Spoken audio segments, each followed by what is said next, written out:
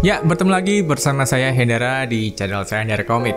Kali ini saya mau membahas 3 handphone dari Xiaomi yang terbaik saat ini. Saat ini adalah awal dari tahun 2021. Dan masih ada beberapa HP yang akan keluar dan tentunya akan lebih keren lagi. Cuma kali ini aku akan membahas 3 handphone Xiaomi terbaik saat ini yang udah beredar di pasaran dan bisa kalian beli. Kita akan bahas mulai dari yang pertama. Nah, dari yang pertama kita tahu bersama Poco M3. Ini adalah handphone yang baru aja dijual bebas akhir bulan kemarin tanggal 26. Dan sekarang rame banget handphone ini. Poco M3 adalah handphone bikinan Xiaomi yang memiliki gelar sebagai entry level killer. Kok bisa sih diberi nama entry level killer? Soalnya harganya pertama pasti murah. Xiaomi nggak jauh-jauh dari kata murah. Tapi walaupun murah, spek yang ditawarkan ini nggak main-main. Bahkan sangat unggul sekali jika dibandingkan dengan brand-brand sebelah yang harganya lebih mahal. Di sini udah bisa kalian lihat Poco M3 ini desainnya oke banget. Warnanya benar-benar anak muda. Bentuk kamera yang anti mainstream. Terus speknya juga kameranya gede, 48 megapiksel untuk harganya ini udah gede banget. Terus dia udah memiliki double stereo speaker, dimana kita nggak akan bisa nemuin double stereo speaker di harga di bawah 2 juta seperti ini. Baru Poco aja, Poco M3 ini yang bisa memberikan kita experience dari double stereo speaker. Fingerprint udah kekinian 2021, jangan sampai kita pakai handphone dengan fingerprint yang ada di punggung. Itu enggak banget, karena di Poco M3 sebagai entry level killer dia udah naruh fingerprint di samping menyatu dengan tombol power. Ini keren banget. Dan performa untuk bermain game ini sama seperti handphone mid-range setahun atau 2 tahun yang lalu. Dengan Snapdragon 662 hampir bisa melibas banyak kegiatan yang sering kita lakukan dalam bermain game atau common user. Terus dia juga memiliki tekstur kulit jeruk di bagian casing belakangnya yang terbuat dari plastik. Dan ini keren banget dan kayaknya baru ini deh. Jadi rasanya tuh kayak agak premium karena terasa seperti kulit. Jadi Poco M3 ini telah menetapkan standar handphone entry level yang baru. Biasanya kan entry level kan speknya nanggung banget. Dan kebanyakan tuh nggak memuaskan sekali. Beli tuh kayak kita buang uang aja gitu. Tapi dengan hadirnya Poco M3 ini, brand-brand lain akan berpikir keras bagaimana cara meningkatkan kualitas dari HP entry level untuk bisa setidaknya menyaingi Poco M3. Nah, jadi kalian bisa membeli Poco M3 ini dengan harga 1,9 kembali 1000 di Mi Store untuk varian terendahnya 464. Jika kalian punya dana lebih, kalian bisa beli yang 6128 dengan harga 2,3 kembali 1000. Dan keuntungannya, kalian bisa dapat storage yang lebih besar, 128, RAM yang lebih banyak, 6GB, dan seri storage-nya itu UFS 2.2. Kalau yang varian terendah masih 2.1. Ini keren banget, benar-benar memberikan standar baru bagi HP entry level. Terus yang kedua yang tentu kita tahu bersama yaitu adalah Poco X3. Ya, tadi Poco M3, sekarang Poco X3.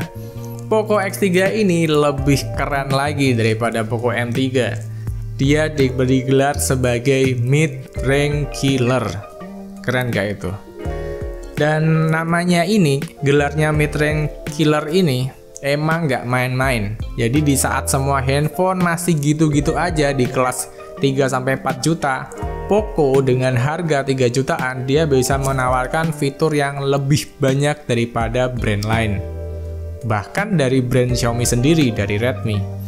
Yaitu kalian bisa merasakan 120 refresh rate dan double stereo speaker juga beserta fingerprint yang ada di samping. Mungkin buat orang-orang sekarang itu spek yang udah agak lumrah ya, udah umum ya. Tapi di zamannya ini, Poco X3 ini benar-benar gila banget. HP mid-range pertama yang ada 120 refresh rate layar. Dan double stereo speaker tuh juga yang pertama kali dengan di harga segitu, dan bahkan sampai sekarang aku kayaknya masih yakin deh brand lain masih pusing gimana cara menyaingi Poco X3 ini hingga sekarang. Dan dia juga memiliki kamera yang nggak main-main loh, kameranya bagus banget. Dia pakai Sony IMX 64 megapiksel, dan yang lebih gila lagi dia itu dilengkapi dengan EIS. Ya, handphone lain juga punya EIS juga, Electronic Image Stabilisasi, yang bikin video gak goyang-goyang. Tapi dia itu punya EIS sampai ke 4K 30 fps, bahkan Full HD 60 fps juga ada. Jadi kalau kamu kamera person, kamu pasti suka banget dengan Poco X3 ini. Dibuat bermain game pun lancar jaya. HP kelas tengah ini bahkan bisa dibilang cukup untuk memainkan Genshin Impact, game yang paling berat, dan bahkan semua HP kayaknya gerah semua deh kalau main Genshin Impact pada kecapean.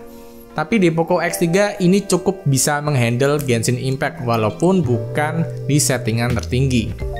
Dan saking gilanya barang ini, sampai sekarang sudah sekitar 3 bulan berlalu, Poco X3 ini masih goib, khususnya yang seri 8128. Kalau yang saya pegang ini 664, yang masih bisa diusahakan kalau kalian cari di Mi Store atau di counter-counter di sekitar kalian. Kalau yang 8128 ini udah susah banget, kalaupun ada pasti mahal.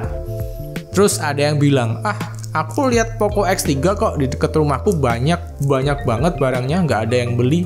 Bukannya nggak ada yang beli, soalnya dia jualnya harganya udah enggak normal, udah sangat mahal banget, saking tingginya permintaan handphone Poco X3 ini. Jadi Poco yang tadi, Poco M3 dan Poco X3 ini benar-benar berhasil menjadi killer, dan benar-benar menjadi goib sekarang. Jadi kita akan lanjut ke handphone berikutnya, handphone ketiga, dan sebagai handphone terakhir yang akan kita bahas di 3 handphone terbaik dari Xiaomi.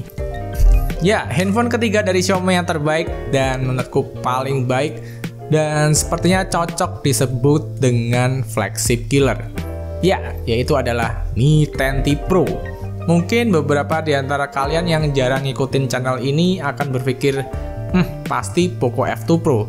Tapi enggak, buat saya pribadi, Mi 10T Pro ini adalah flagship killer saat ini.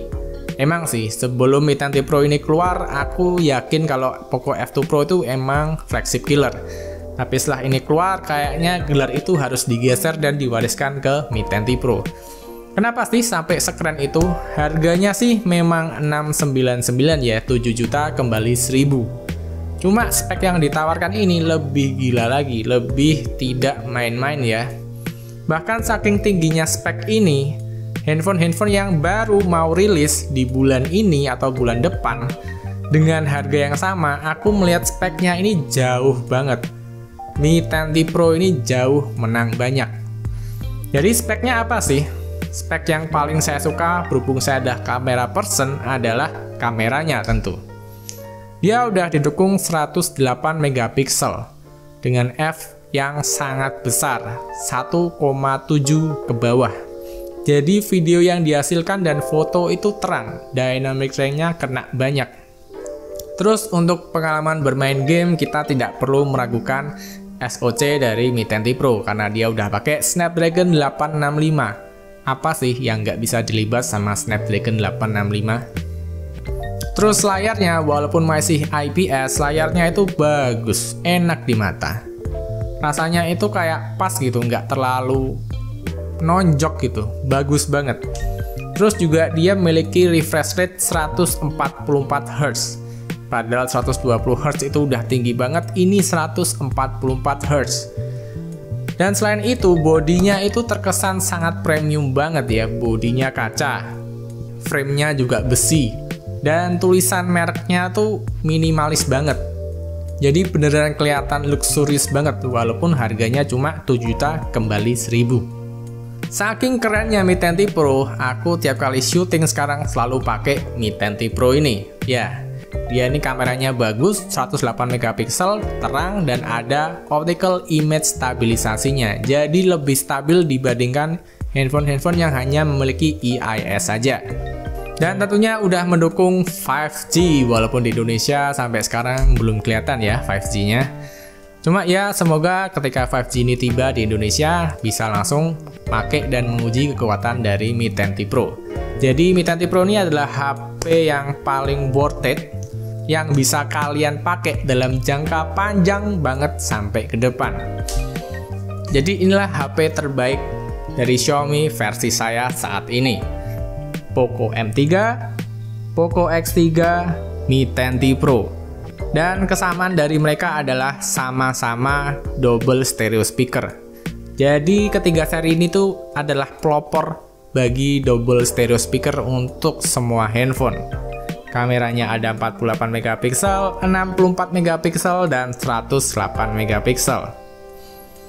Tapi walaupun saya Mi fan, saya sebetulnya memiliki beberapa unek-unek, dan unek-unek ini juga unek-unek dari para subscriber saya yang sering saya baca di komen. Dan emang sih saya rasain itu nggak salah juga, yaitu perkara sinyal. Sinyalnya oke-oke aja sih, nggak masalah, it's fine gitu. Tapi untuk ke kasus-kasus tertentu kayak main Mobile Legends, kenapa pingnya bisa naik turun? Kayak dari 1, 2, 3, 4, 5, ya bagian kelima itu pasti akan jadi kuning, terus balik hijau lagi. Seperti itu aja terus. Padahal kalau aku pakai handphone Redmi Xiaomi yang lama, yaitu Redmi Note 5, ini pingnya bisa hijau, bisa lancar terus, dan dibuat ngegame itu enak. Sinyalnya bagus, kayak kuat gitu. Kalau untuk handphone Xiaomi yang sekarang, dimulai dari Redmi Note 8 dan seterusnya, kenapa ya kok terasa sinyalnya kurang kuat gitu, terasa lemah gitu. Ya nggak lemah-lemah banget sih, cuma waktu main Mobile Legends tuh kayak kurang lancar gitu, padahal kan kita memerlukan koneksi internet yang bagus ya. Ya minimal kayak handphone Xiaomi yang jadul lah, kayak Redmi Note 5 ini, sinyalnya bagus banget.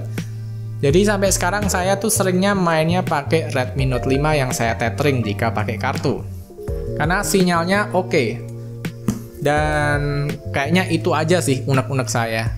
Bukan bermaksud menjelekkan sih, cuma semoga biar Xiaomi lebih mendengarkan permintaan kita sebagai user dan fansnya, dan bisa memperbaiki ini di seri yang selanjutnya, biar kita makin sayang dan makin loyal sama Xiaomi sendiri.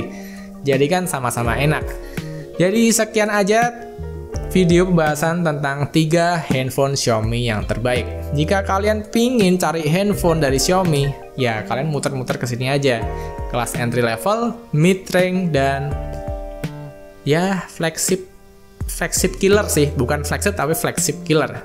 Jadi gitu aja, dan sampai bertemu di video berikutnya. Berat banget ini. Taruh mana tuh? Wow.